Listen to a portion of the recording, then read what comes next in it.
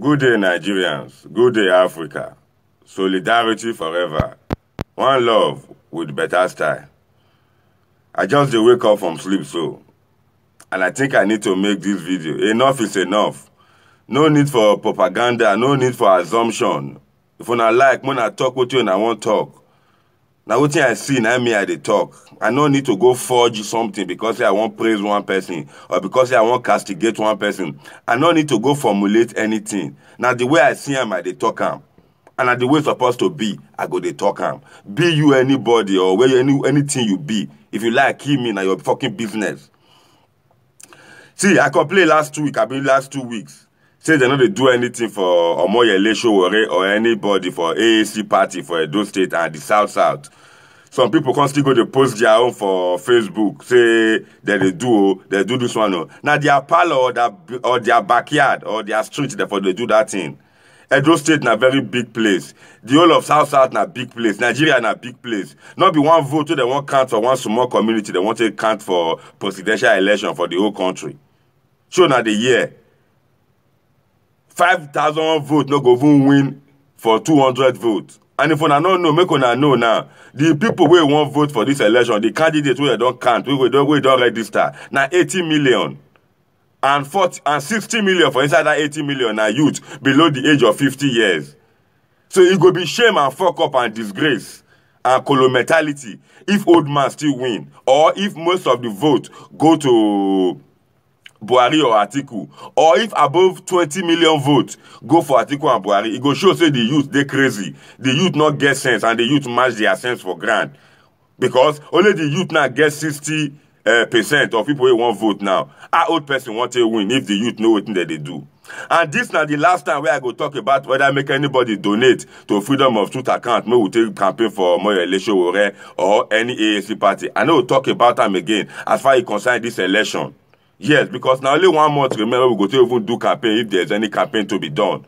So if when I think say because I dey hungry I not see Christmas rice, na lie. As you can see, check on my profile for social media. I dey try. Even if I not be millionaire, I not be Dangote, I dey try. Now make life for change. Make una still dey enjoy small the way me dey enjoy. Now make I dey do all this video. Una dey suffer for nothing and una dey pretend say nothing dey happen. Say una dey manage rubbish. Nobody dey campaign. Or no serious campaign dey for South or for the East at all. For Omoyele Sowore or for any AAC candidate. How una want to take him back? This one they annoy me well. How una want to take him back? Mona come out, Mona do something. If you don't want to donate to my foundation, go do it by yourself.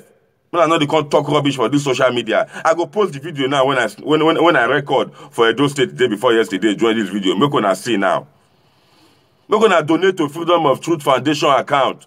Make me and my team come out, go scatter everywhere, campaign for Omoyele Sowore. People don't know, people need to know, and who they know they go vote for.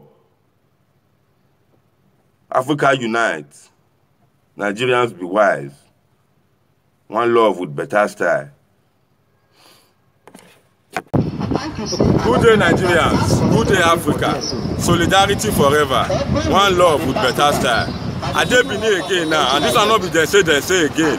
Some people come out, come talk, say they go post posters or they put banner for Omoyele Sowore. The last time I post my last video. Now lie yo, nobody they do anything for Omoyele Sowore for Benin. I dey for Ine petrol station now. All the way from Edegbe Park again now come reach Ine. I not see banner, I not see poster, I not see leaflet. I go do this video now reach Okada again, make una see, make una know what I dey talk. Freedom comment by struggle. Take it back, not before mouth. Nigerian youth, make una stand up, make una do something for this Nigeria. Make una do something we go take move forward. To sit down for house no go help. To go dey make mouth no go help. Now to struggle make Nigeria get way forward. And at the youth hand today. Nigerian youth, liberate yourself. Emancipate yourself from mental slavery. Africa unite. Nigeria be wise. Solidarity forever. Take it back with better style.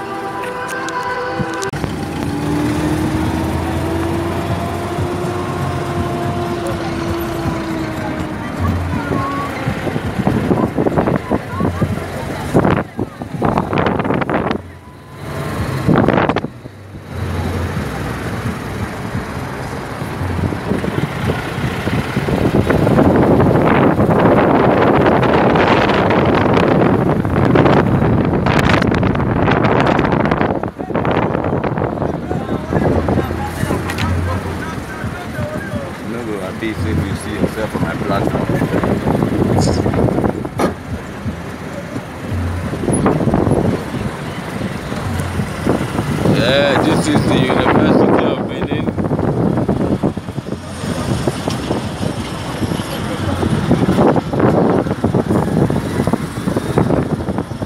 Yeah, you